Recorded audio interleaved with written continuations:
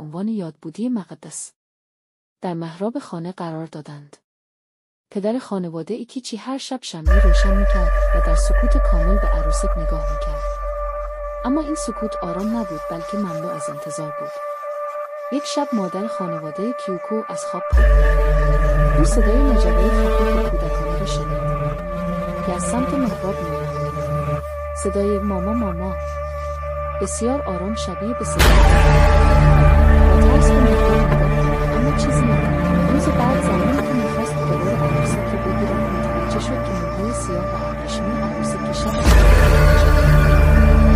حالا نیسان‌ها رشد کیوکو دیگر متوجه شده بود او کیکو نرفته بود. او به نحوی در کالبد عروسک و از طریق رشد موها تلاش میکرد با آنها ارتباط برقرار کند. بخش دوم، کابوس‌های آخر. مدتی نگذشت